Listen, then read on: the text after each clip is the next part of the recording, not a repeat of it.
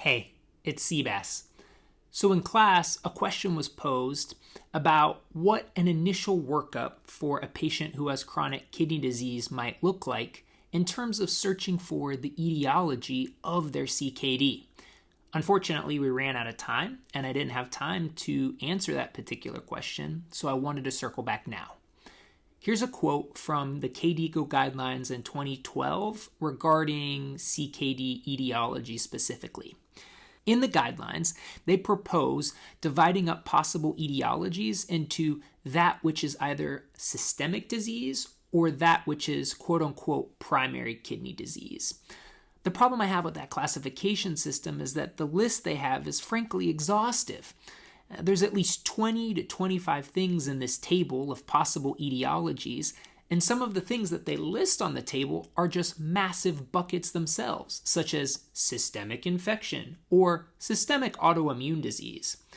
Sure, I'm sure that both systemic infection or systemic autoimmune disease can both cause chronic kidney disease, but we're still back at the same question, which is, what is a bare bones or a quick and dirty approach to that initial evaluation for etiology? That's what I'd like to address now, so why don't we hop into it?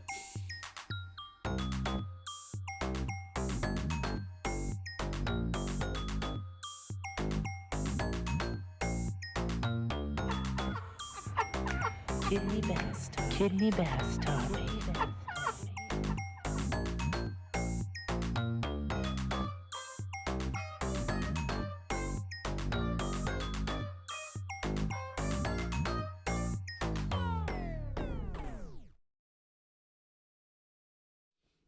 Hey, so we're just going to divide this cleanly into two big buckets.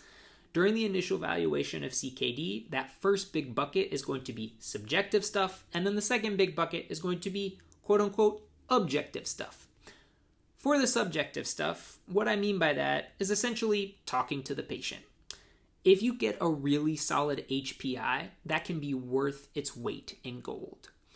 Sure, there are some things that are easily available and accessible in the electronic health record. But if you're come equipped with the right questions to ask the patient, you can uncover all sorts of fruitful information that won't necessarily be in the EHR. So to that end, I like to approach this with a 3x3 template.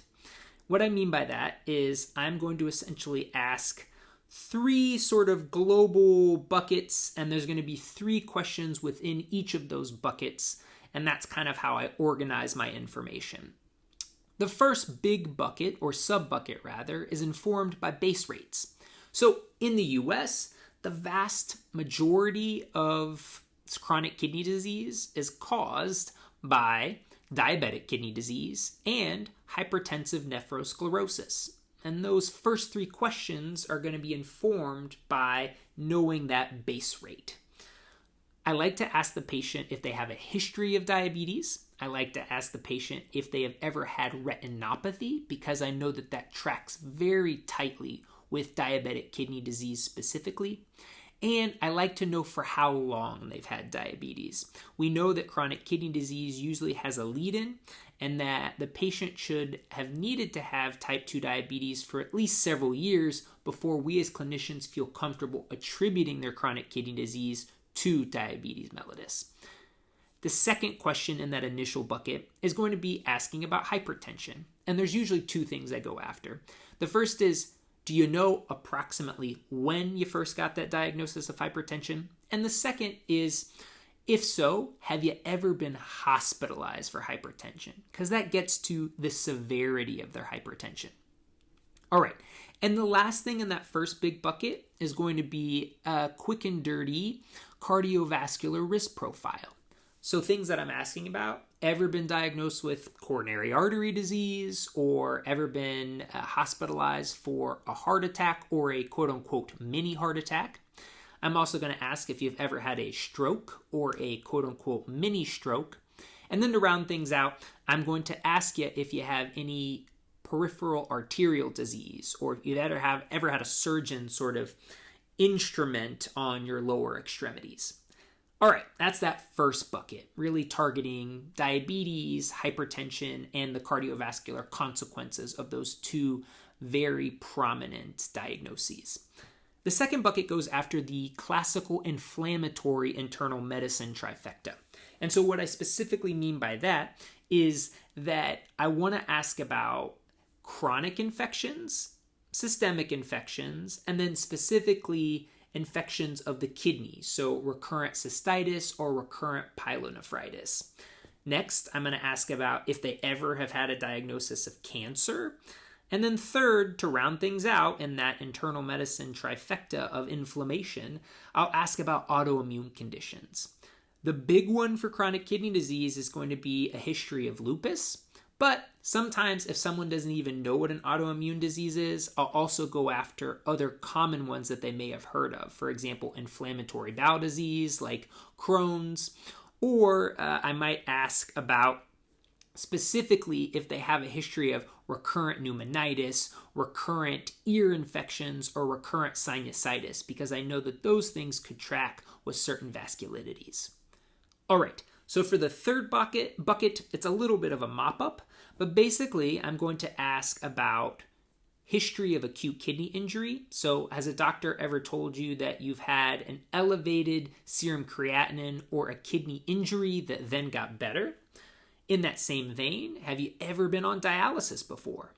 These two questions, AKI and dialysis, help trend their severity for me, and they also give me a sense if they've been repeatedly exposed to something that has injured their kidney over time. We know that repeated episodes of AKI can predispose to chronic kidney disease, so it's helpful to know. Last but not least, I go after a little bit of obstructive uropathy, and I ask them if they have any history of kidney stones or recurrent kidney stones. So that's the 3x3. I like to tackle all 9 of those things in initial kidney visit. And then I round it out with just a classical, nice HPI. I make sure that I've tackled meds with them. And specifically, after systematically going through their med list, I'll double back and ask them if there's been any changes to their prescription meds recently. And then for us, it's really important to know over-the-counter medications because we know that PPIs can be important for chronic kidney disease consideration, and the big one is going to be over-the-counter NSAIDs. Last but not least, family history is paramount. So asking the patient in no uncertain terms if they know anyone in their family who has had kidney disease before, and then asking them a second time by asking them the question, has anyone in your family ever been on dialysis? Because sometimes the patient might not know the difference between those two things. And so I like to basically ask that question twice. That rounds out the subjective initial assessment of a patient with chronic kidney disease.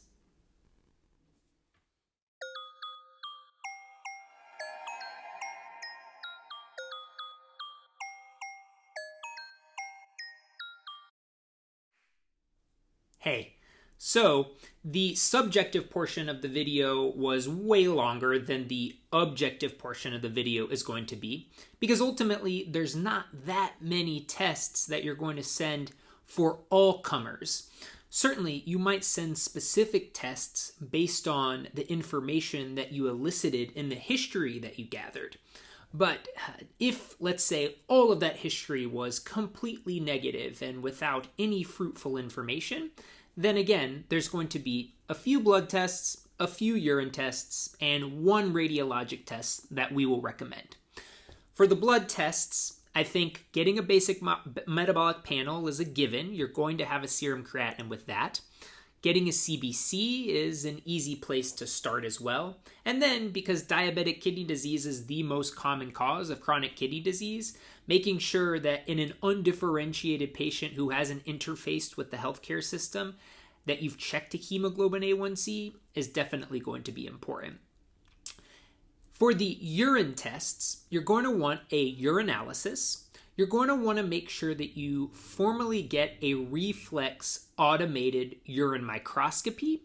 And of course, if you're in the presence of someone who has expertise or any experience at all at interpreting urine sediment, a personal investigation or review of said urine sediment will also be helpful.